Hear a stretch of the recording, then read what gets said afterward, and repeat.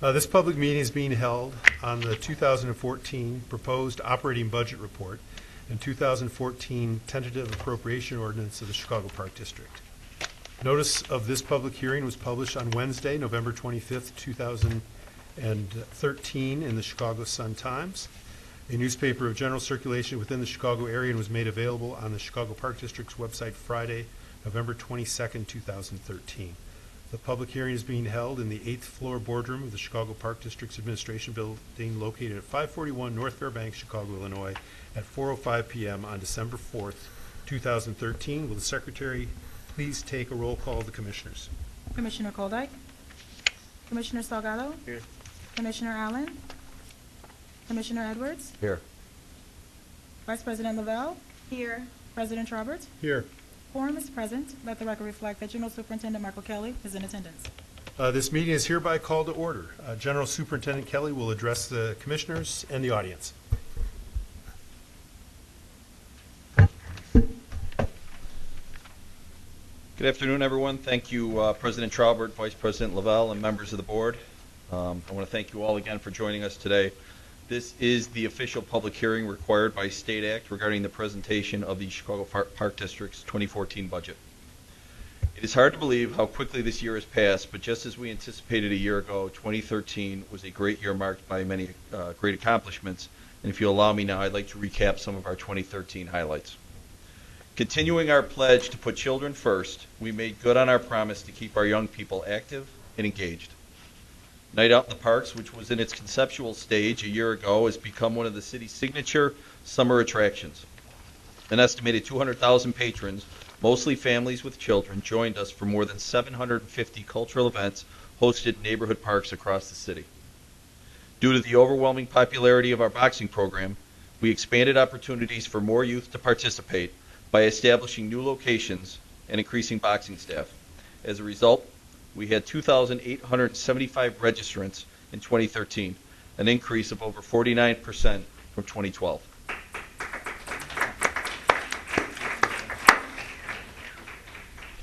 We completed much anticipated capital projects like the second phase of Chicago Women's Park and Gardens in the South Loop.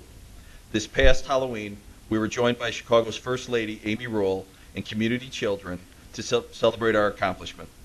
Once occupied by the Vietnam Veterans Museum, the Park Fieldhouse features an indoor playground, a fitness center, a studio, and clubrooms. Northerly Island. The Army Corps of Engineers is in the midst of an ecological restoration of the island, transforming the area into a nature oasis within our city.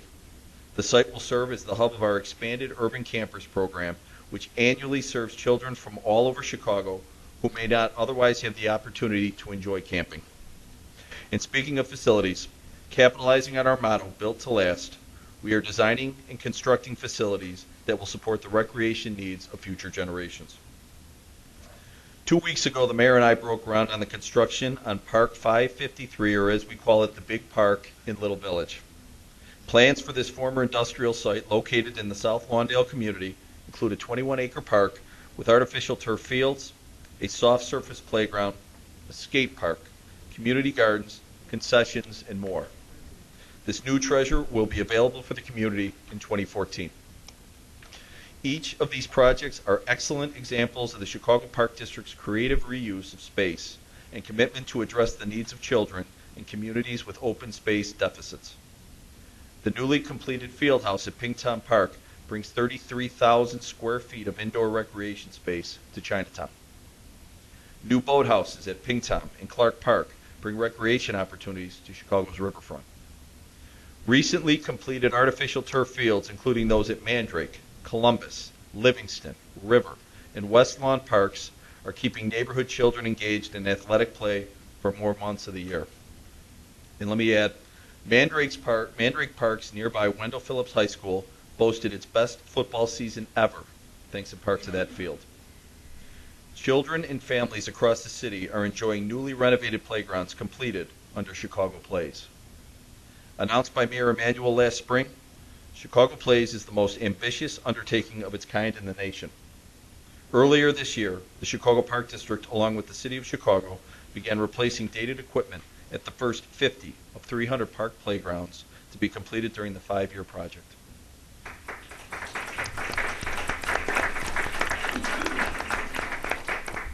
This year, we introduced the Park Points Loyalty Program, an innovative way to reward our patrons for using our parks.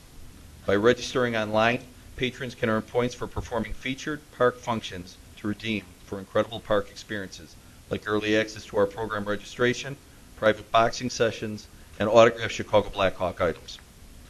We are also engaging our patrons through Mind Mixer. This digital suggestion box allows park users to conveniently submit ideas on how to improve their parks. 1 year ago, we announced plans to create a new department to steer the professional growth of our team and achieve the highest level of customer service for our patrons. During its first year, I'm proud to announce the Chicago Park District's Department of Workforce Development has facilitated a number of training opportunities, including customer service, CPR, computer skills, and crisis prevention. They have also developed a customer service plan based on the Disney customer service strategy. And again, I am very proud.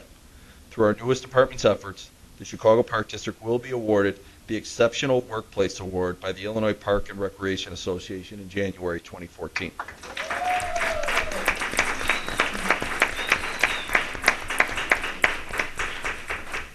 In short, investment in our patrons, investment in our facilities, and investment in our workforce were key to helping getting us to this point. Thankfully, we are not alone in our efforts. Many of these and other projects would not be possible without the cooperation of elected officials, organizations, and corporations that step forward and commit their resources to build facilities and expand park programming. For example, Mayor Emanuel and the City of Chicago, whose support was instrumental in funding for the inaugural season of Night Out in the Parks. The Pritzker-Traubert Family Foundation teamed up with donors including corporations, organizations, and individual families to complete 2 artificial turf fields this year, in addition to the 10 Take the Field projects we've opened since 2011.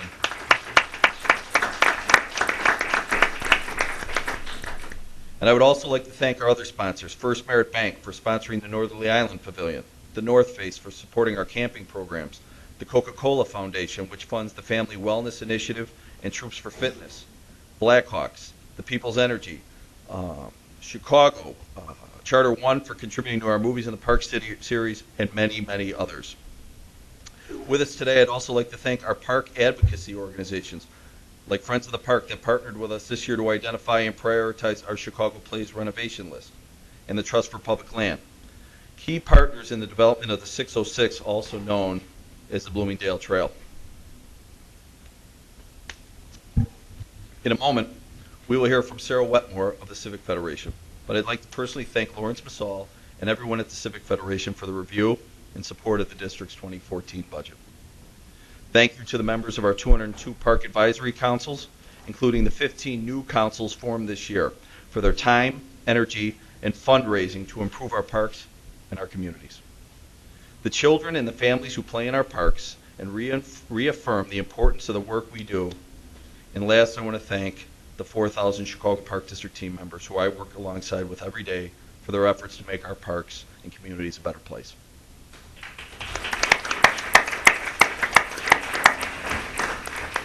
You see, one of the most rewarding things about being the superintendent is the opportunity to get out of the office and see our parks in action.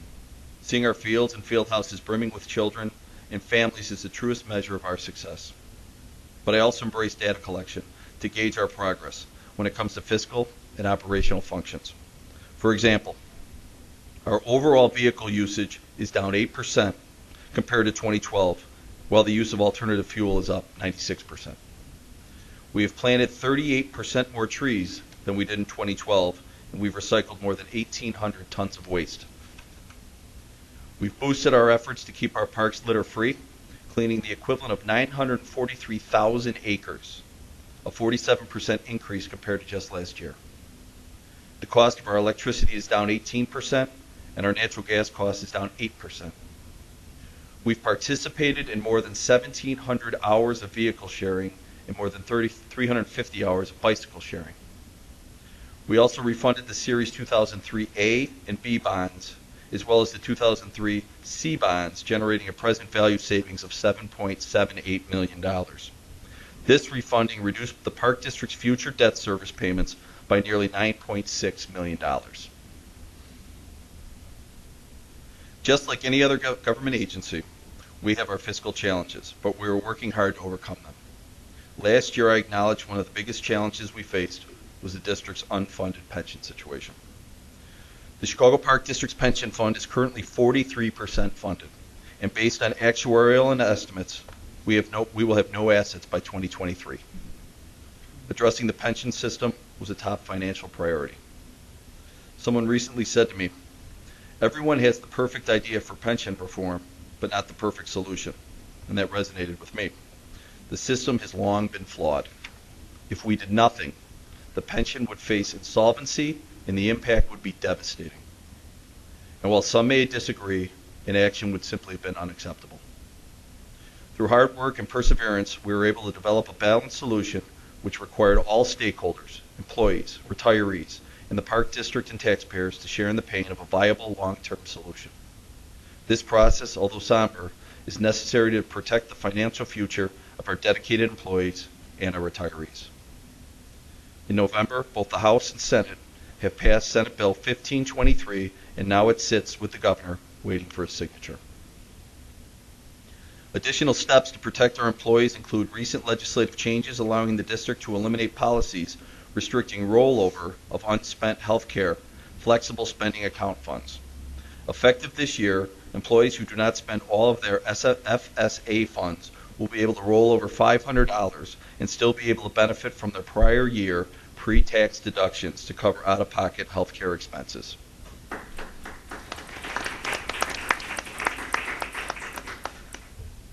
I have often said that we measure our success by the number of people who come into our parks and through our doors, and I'm happy to report we are seeing record numbers. Each year, this is important, each year we reach 25 million people. That's more visitors than the Disney's Magic Kingdom in Orlando attracts annually. During our most recent fall session, we reached a record number of 82,000 registrations, the highest numbers we've seen in one season. And as of last month, we reached more than 304,000 registrations for Chicago Park District programs, a record number for any single year. In fact, we have seen a minimum 20% increase in our registration numbers each year since 2011.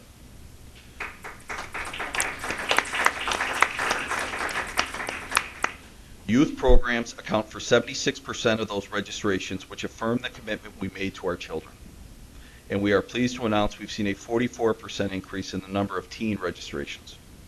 We know there is still more we can do to capture our teen population, but these numbers indicate that we're moving in the right direction.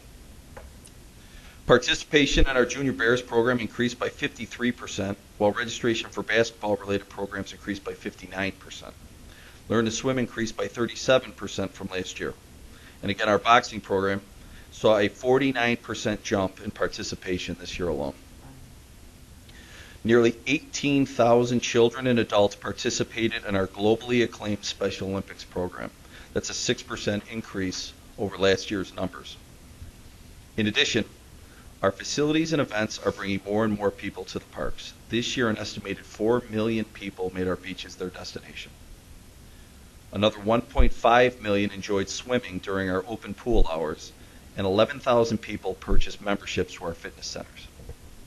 Roughly 240,000 patrons attended a park event last year, including those who showed up for the spectacular first season of Night Out in the Parks. Much of our success in getting people into our parks can be attributed to our presence on social media. This year, we're seeing incredible results from our efforts, not only to connect with our patrons, but engage them as well. We have had 44, and there's a test after this for everybody, by the way, on these percentages.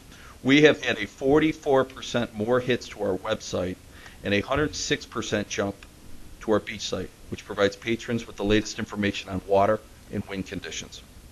We have had nearly 34,000 video views of the Park District's YouTube channel. Our Facebook following has increased by 60%, while our followers on Twitter have skyrocketed 206% just from last year. And we now have 38,000 new subscribers to our e-newsletter. 2 years ago, we were working very hard not to be Chicago's best kept secret, and based on these numbers, I'd say the secret is finally out. Now, on to the 2014 budget. In dollars and cents, The 2014 budget outlines $425.6 million in expenditures, a $14.6 million increase from the previous year. At $173 million, personnel costs will amount to 41% of our total budget. Our debt service at nearly $90 million takes up another 21% of our budget, leaving less than half of our annual budget to address our remaining obligations. We will spend approximately $42 million to support our cultural partners, including Museums in the Park, the Grant Park Music Festival, After School Matters, and the Lincoln Park Zoo. The district's revenue remains stable. At 72%, property tax and PPRT combine to make up the district's two largest revenue streams. Privatized contracts, including the management of Soldier Field, our lakefront harbors, and golf courses, will generate 16% of our revenue, or $70.9 million. In program fees, permits and room rentals will generate 7% of our revenue, or $28.4 million. The 2014 budget does not increase rates for program fees, harbor fees, or room rentals. Program discounts maintain level funding, so we will continue to offer financial assistance, family discounts, military discounts, and free youth golf. We have also looked very hard at where we could save costs and create additional efficiencies. But for the first time in 8 years, we will ask property owners to chip in a little bit more. And in those 8 years, we have grown exponentially, acquiring 900 acres of new parkland, designing or completing 17 new facilities, and creating or expanding hundreds of programs and events. The 2014 budget plan includes a property tax increase, which will impact the average city homeowner by approximately $2.71 per year. The decision to increase property taxes was a difficult one, but it is necessary to maintain the financial health and stability of our city's parks. With a continued focus on children and families, we will bring in 2014 new programs, expanded popular programs, and serve more children and families. And I want to give you some examples. Night Out in the Parks, which I mentioned earlier.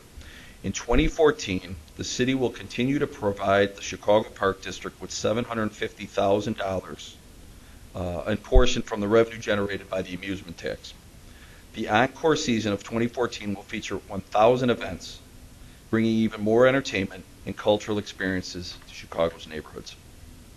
We will also expand our citywide sports programs, including basketball, boxing, gymnastics, rowing, tennis, and lacrosse, to attract more participants citywide. In 2014, we will expand our swim programming. We will implement changes to better meet patron demand, including reducing wait lists, extending weekend hours at select locations, and piloting private rentals at park pools. In addition, we are aggressively pursuing lifeguard recruitment in underrepresented communities. With our Cradle to Careers initiative, we hope to support all Chicago children in mastering the life skill of swimming and encourage them to engage in subsequent programs like our competitive swim teams and junior lifeguard, ultimately securing a position, possibly as a professional lifeguard at one of Chicago's beaches or our park pools. We will also expand fitness and make additional programs available across the city thanks to the Coca-Cola Park Family Wellness Grant. And of course, we must continue to invest in our new facilities to support our increasingly popular programs. We recently announced plans to build a gymnastics and ice rink facility on the city's far south side. Construction of the 55,000 square foot state-of-the-art Morgan Park Sports Complex will begin next summer. We also expect to move forward on our plans to renovate Theater on the Lake and transform this historic summer venue to a year-round facility with a completely new interior, new performing space, and concessions with outdoor seating and views of Lake Michigan. We are 95% complete on the design of the Rose Hill Nature Park development, which happens to be the largest cemetery to park conversion in the nation, and we expect construction to begin in spring 2014. Also next spring, we will resume construction on Northerly Island and expect to complete public access around the pond in fall of next year. This 2014 budget reflects the efficiencies, accountability, and transparency that I promised the citizens of Chicago. I am proud of the work we've done over the past year, and I look forward to celebrating our many accomplishments. I am confident that together we continue to move forward. We can continue to move Chicago's parks forwards, and I thank you for your attention.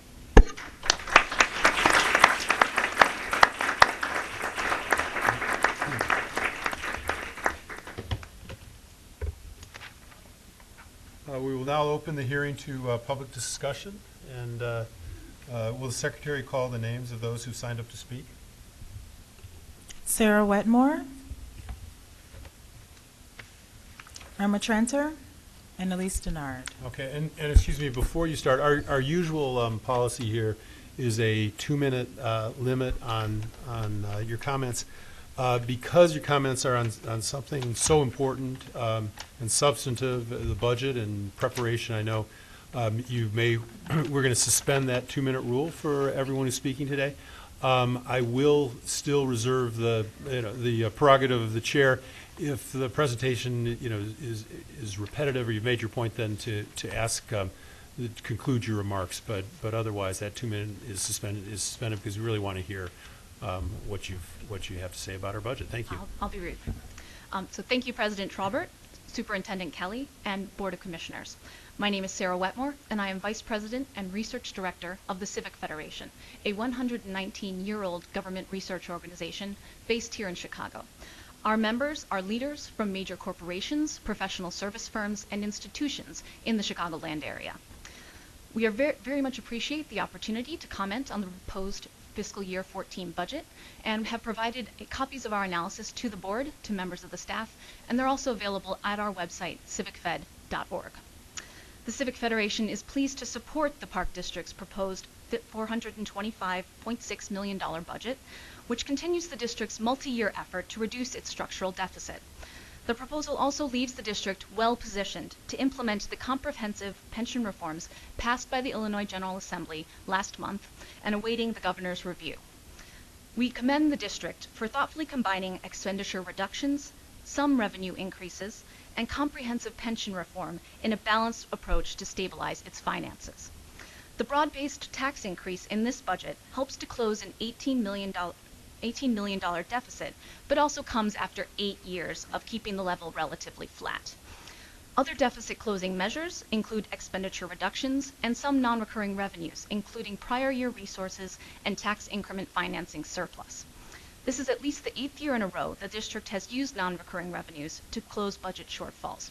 While such measures are reasonable in compelling circumstances, the Civic Federation does warn that this pattern of relying on one-time revenues is problematic. The Civic Federation also strongly supports the Park District's work with the Illinois General Assembly to develop and pass pension reform legislation that will stabilize a pension system that is scheduled to run out of funding within the next 10 years. We believe the district has set a strong example for other local governments by creating a plan targeted to the needs of its own fund and not waiting for action from the state of Illinois. The landmark reform legislation includes moderate benefit reductions for employees and retirees, as well as significant increases to employer contributions. A helpful way for the district to show how it will accommodate these increases in the future, if the bill is signed into law, would be to develop a publicly available long-term financial plan. This plan should also solicit input from the board and other key policy stakeholders, including the public. Thank you for this opportunity, and I'd be happy to answer any questions if you have them. Thanks.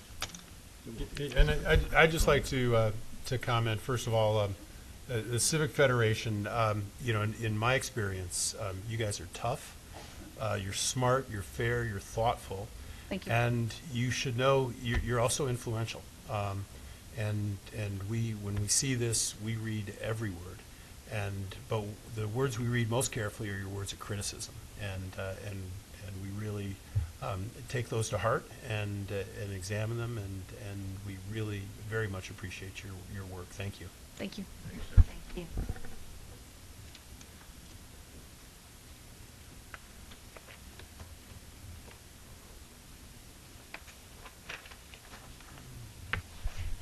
Good evening, President Traubert, Commissioners, Superintendent Kelly. My name is Irma Tranter. I'm President of Friends of the Parks. We're a youngster compared to the Civic Federation. We're celebrating our 39th year, I guess. That's something significant. And Friends of the Parks, too, has spent time reviewing the Chicago Park District's proposed 2014 budget, and we are here in support of that budget.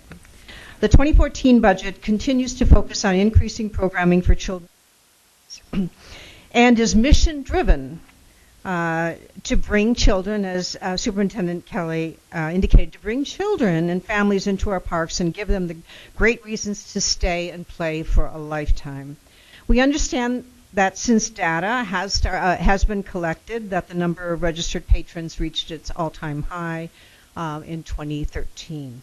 To that end, we are pleased that in 2014 there will not be an increase in program fees.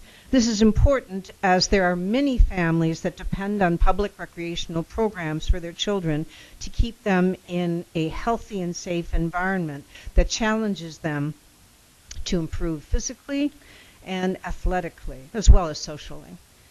We are also pleased to see the successful Night Out in the Parks program expand by 25% from 750 events in 2014 to over 1,000 events. From the movies in the parks, to the circus in the parks, to the Shakespeare in the parks, to the concert in the parks, thousands, and Superintendent Kelly had those estimated numbers. Thousands of families come out with their children to neighborhood parks. And what's really important about those programs are some of those, it brings cultural programs to some neighborhoods that typically don't have those opportunities. So it's really great to see Shakespeare at Thule Park, for instance.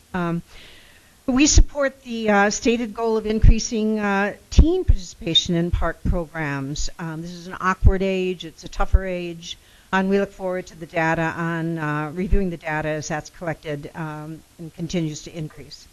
We commend the Park District for maximizing the use of Soldier Field for increased revenue rather than increasing program revenue for families. According to the budget document, revenue from just Soldier Field has increased 25% or $5 million in just the last 2 years. Then these are large-scale concerts. 1 or 2 days makes a big difference there, and that's major revenue a large number, a large dollar figure that brings operating dollars to the Park District budget. So we're pleased to see that increase, and hopefully the trend continues. We have the following recommendations for 2015.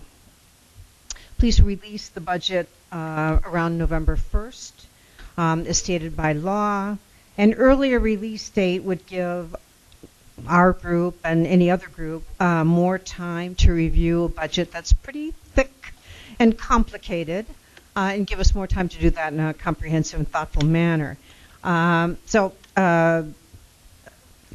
We got the document later this year and would love to see that come out earlier. Work with the City of Chicago to allow the Park District security staff to make arrests. In 2014, we've got security budget. It's about $8 million total, but $4 million of that is for off-duty police officers, and then another $4 million for Chicago police officers, a separate line item. And while we understand security and support the increased security, there's one thing that was discussed years ago when Mary Ann Smith was alderwoman and chaired the Parks and Recreation Committee, and that was that off-duty police officers working for the Park District can't arrest and can't actually write tickets for enforcement of city ordinances. Hence, the off-duty police that we're paying $4 million for have to call 911 in order to get police to write those arrest or enforcement. So, it's a policy issue at the city. It's policy with the police department, but it would seem to be a major step forward in having the Park District security be more effective in their way of doing business. So we recommend that you have those conversations with the City of Chicago. And finally, we recommend additional dollars be allocated in 2015 for tree planting to replace the thousands of ash trees that are expected to be removed from parks with this major infestation that we have now of the emerald ash borer. We know you've planted a lot of trees, but just to make sure that the budget is adequate to replace them, at least one for one, if not for more. And we, too, thank you for this opportunity to give you our recommendations and our support for this year's budget. Thank you. Irma, thank you, and thanks for the continued good work that Friends of the Park does in keeping a close watch on Chicago's parks. Thank you. After Ms. Denard, we'll hear from May Toy, Leonard McGee, and Larry McDonald. Hello, everyone. My name is Elise Denard, and we still oppose the Park District plan for the Skinner Park Dog Park. It's wrong to move ahead with an unsafe dog park that is not supported by our community of dog owners. The community, including non-dog owners, support the design that the advisory council worked with the dog owners on. I want to thank the Park District for having the senior line dance class. We enjoyed it a lot. There should be more senior classes like senior swim. The community from young tots to seniors need more access to the pool. Thank you. Thank you. Thank you.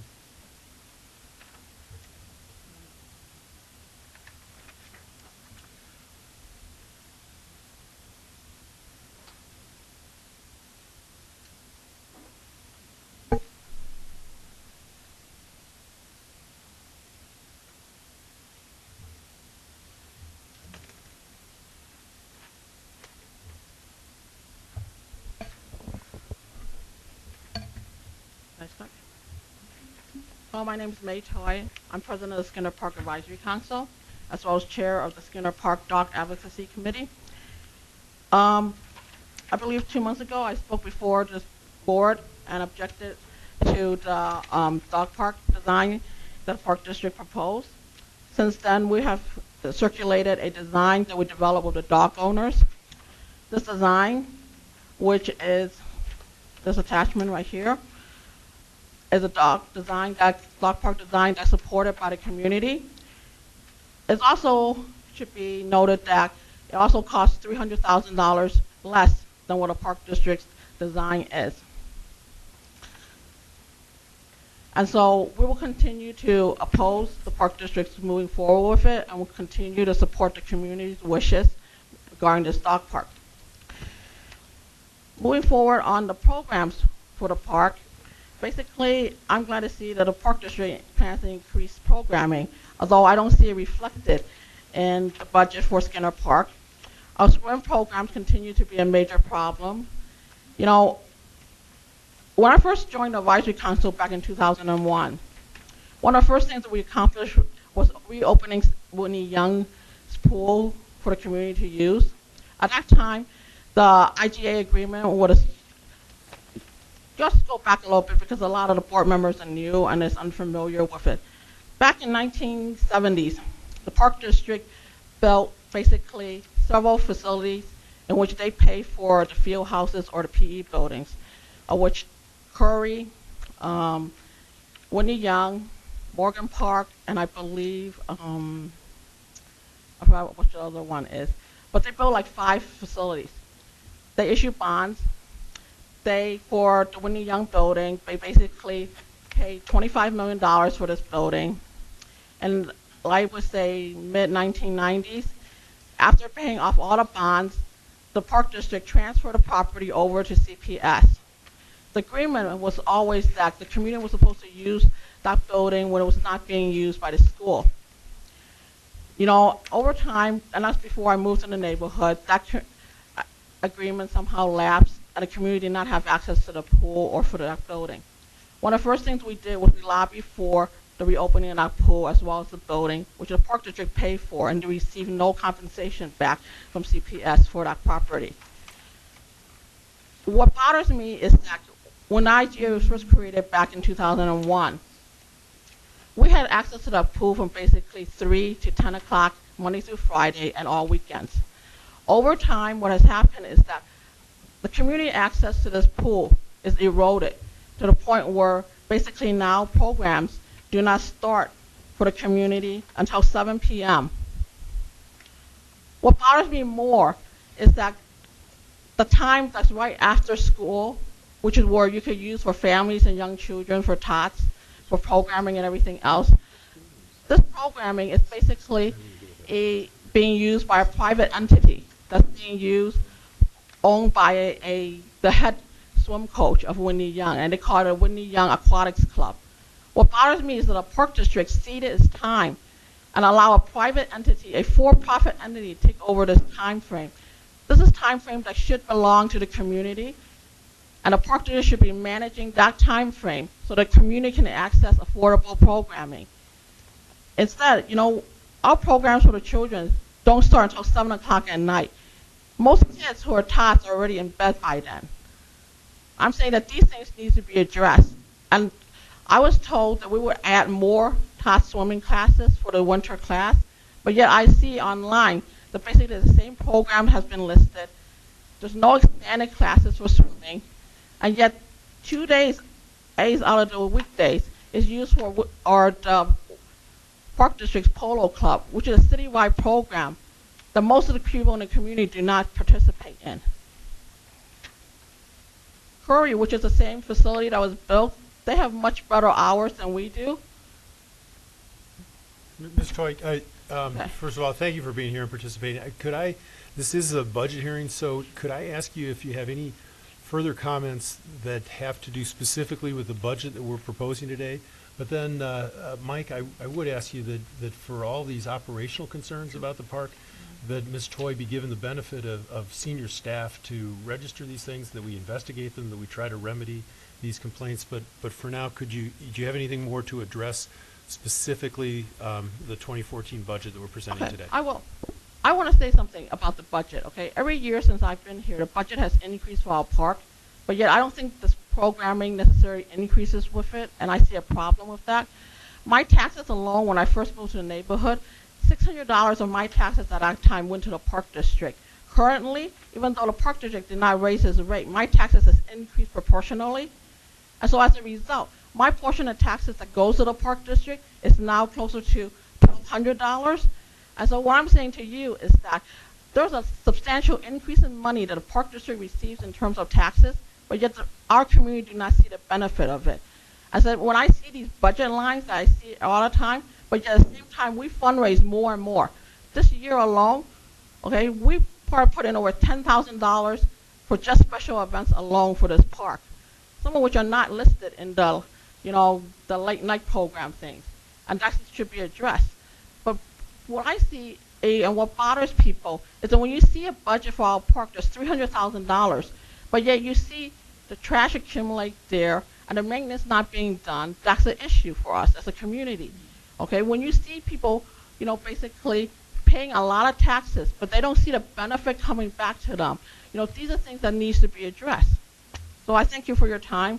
I want to also know that, the big park in Little Village, I noticed that in April when the community disagreed with the design, that the park district revised it to reflect the community's wishes, which is not being done at our park. Thank you.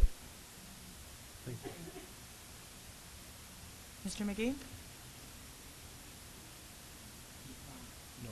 Oh, I'm sorry. Okay, so we'll assume that Mr. McGee is not here. Mr. McDonald?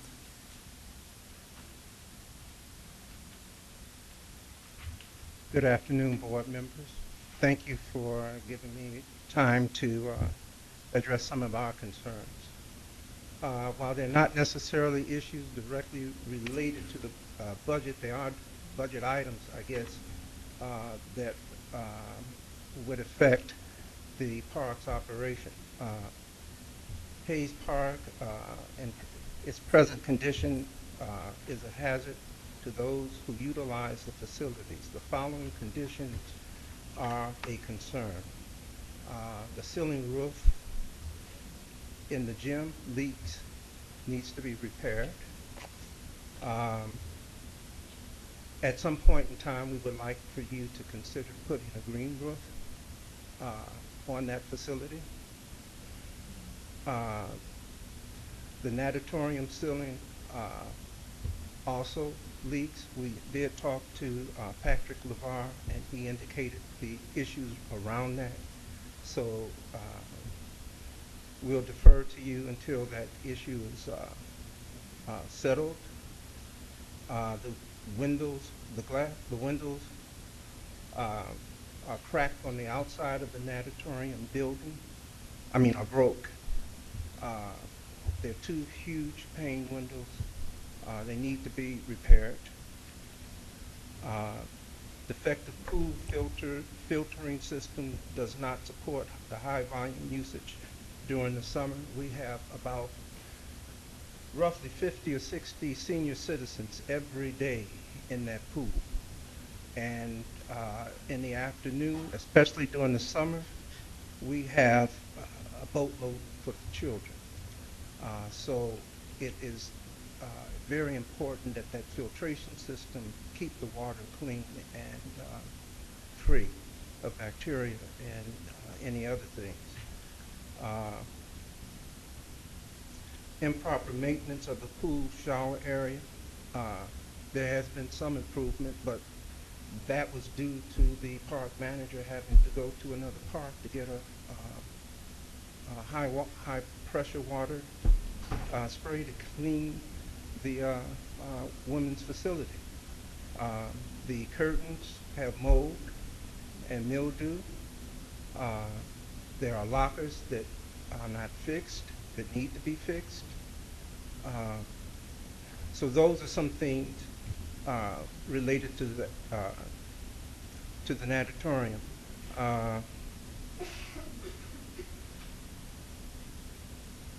We also need more maintenance staff people. The park is down to 2. There are, like I said, we have a large contingent of folks utilizing the facility. I don't know how you can maintain a facility of that size with just 2 people doing maintenance.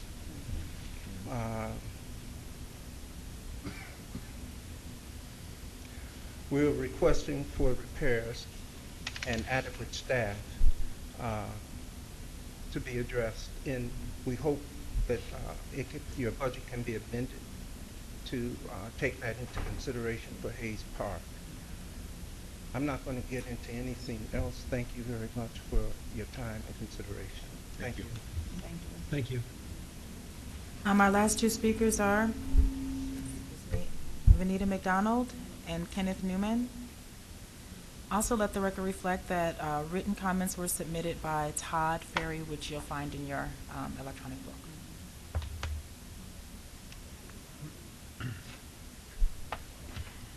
Good afternoon, board members. I serve on the Hayes Park Advisory Council, and I am the current president at this time, and I'm representing our council with our immediate concerns and our vision for Hayes Park. The Wrightwood-Ashburn community itself is the site of Chicago's first airfield.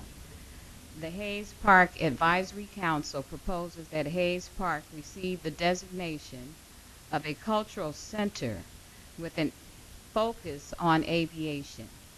Hayes Park could provide aviation and physical fitness activities such as NASA's Train Like an Astronaut program. These activities are based on science, technology, engineering, and mathematics, STEM concepts, and correlations to the national education standards. Hayes Park is the ideal park for this designation because it is the only park in the Wrightwood-Ashburn community that houses a natatorium.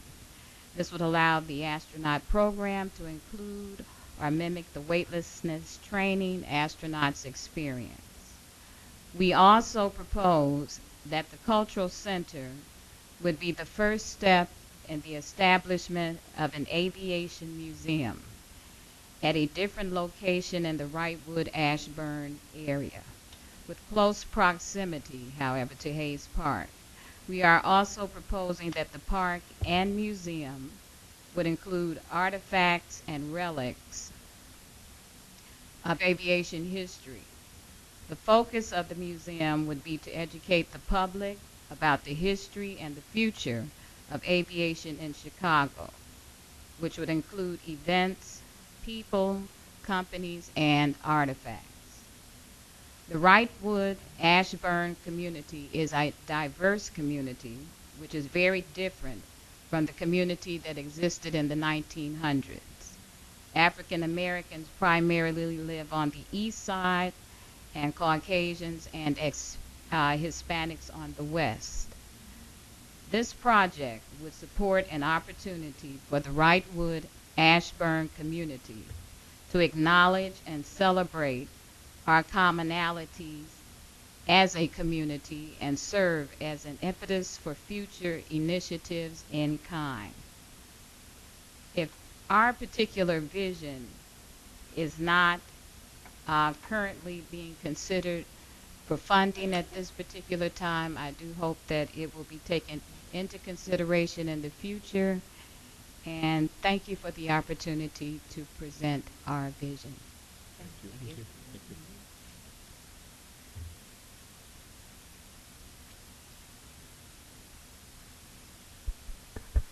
Good afternoon, President, Commissioners, Superintendent Kelly. I'm very glad to hear that there's going to be an increase in the taxes. It was long needed, and I think it's going to do a lot of positive things. I see a park district that is going forward, not backwards as I was growing up. And I would like to talk about potential new revenue opportunities for the park district. All the rinks, ice rinks that you have that are now going into operation as of last week, I would like to see them to have advertising on the boards. I think this is a lost opportunity for this winter. While I can't exactly give you a number, I believe that certain ice rinks could be worth as much as $100,000 in revenue for the ice hockey season. Certain rinks obviously attract more skaters than others, but there's a great opportunity there. Some of the rinks have got fences around them or have athletic facility buildings, and the outside of those buildings, or maybe even the inside of those buildings, could also have some advertising. This is a 21st century park district, but policies need to be changed so they're not back in the 20th century. The advertising opportunities, I feel, for the entire park district need to be exploited, and as soon as possible. I'm not interested in seeing parks get ugly. I certainly want to see those park locations where fences at some harbors, park district gym walls, some buildings on the outside of them if it's appropriate. I really feel that there is a great deal of potential revenue there, and it needs to be worked at and started as soon as possible. Whether it's a Ma and Pa grocery store or a Fortune 500 company, there are advertising opportunities to increase revenue. I believe Soldier Field could have more revenue coming from maybe the inside concourse, as there are spaces on the walls there. Also, could the harbors potentially, even the buoys themselves, have advertising on the top of them? I mean, I just think that there are opportunities, maybe small or maybe big ones, but I really think that all these types of things need to be examined. The fences of the golf driving ranges or tennis courts, the fences around some parks. As I said, I do not want to see the parks get ugly, but I think that in particular athletic facilities, those locations are a very good opportunity for advertising. Finally, I hope that there is money in the budget to fix the artificial turf field at Douglas Park. That is a mess. There's enough property there, and there was some flooding issues in areas of Douglas Park. Perhaps even a third artificial turf field could eventually be put there. There certainly is the demand for it. Other parks that could use new artificial turf fields include Calumet Park is busy enough for a second one, and the space is certainly there. The north side of Washington Park would be a potential good location. And Harrison Park has some issues with its artificial turf field that I don't know have been fixed yet. I inquired about this during the fall when I refereed on that field. The sleeves that hold the bases, those that are not capped, and a soccer player could conceivably fall on the metal hole with their hand or their knee and get cut. And I did get an email back from the park manager being aware of that. And every single one of the caps, I think there's 16 holes that need to have some sort of rubber cap on top of it. Finally, I just hope that, as things move forward, that more sources of revenue are found, not coming from park fees, but are coming from the corporate sector, sponsorships, so that the individual park patron is not paying to use the park. Thank you. Thank you. Thank you. There are no further speakers? Okay, so all public comments have been received, and Mike, why don't you just take the podium, and I'm sure the commissioners have some questions or comments about the budget. Welcome those comments. May I? Please. Well, first I would like to commend all of the people who came down to speak and who spent time looking through the budget and spending their time to do so. I know that it takes a level of commitment to stay involved with your communities, and I appreciate all of your comments. I will say to you that as I listen to your concerns, large and small, two things come to mind for me. One is that there never seems to be enough revenue to do all that we might like to do when we might like to do it. But I don't want you to think that your concerns and your appeals for help fall on deaf ears. It takes time to do some of the things that we're trying to do. As I listen to the Hayes Park story about the natatorium, I think about how old that facility must be and how much money it must take to repair a facility like that. But I also recognize how important it is to your community. So I'm hopeful that as we move forward, we will find ways to address some of the concerns that we heard today. I'd like to say to Superintendent Kelly and the Park District staff and board, I want to commend you for the budget that you've put forth here today, because you've worked very hard over this past year to expand services and to enhance our offerings.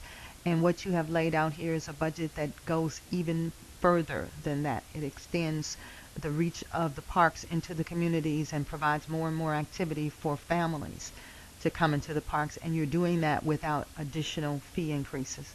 So I commend you on that. I also recognize that while you are increasing the tax rate for the park, when I think about the $2.71 per average family home, and the average family home is now a $200,000 home. It used to be a $100,000 home, but even still, $2.71 won't buy you much of a cup of coffee these days. So I think it's a real bargain what people of Chicago will get for this $2.71. So I want to commend you on that. I know that we have been wrestling with structural deficits, as has every unit of government, and I want to commend you for putting forward a vision to address that. It's not something that we're going to fix in the short term, but you are making progress on that, and I appreciate that. I just think that the people here who have worked so hard year after year, I'm delighted to hear that there's external recognition for that. That's really an important thing. I think that it is also important for the people of the communities to know how much the people here care about what happens to them and what happens to them in their parks. I have spent some time on the Chicago Board of Education, and I thought when I came here that this would be a much less controversial place to serve.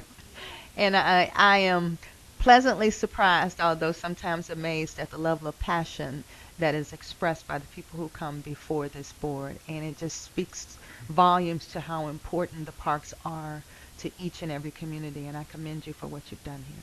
Thank you. Thank you very much for your kind words. And I can't stress enough, Heather, you can please, Bud. I usually save my recognitions for after the budget passes, but I do want to acknowledge Juliet Azimi, our budget director, Steve Lux, our CFO, speeches and preparation and the hard work that doesn't happen overnight on a budget. I think there were 16 community meetings all throughout Chicago. That happened over the summer. A lot goes into a budget, and I want to recognize all the park members on our team in the room right now and thank them for their efforts on this budget.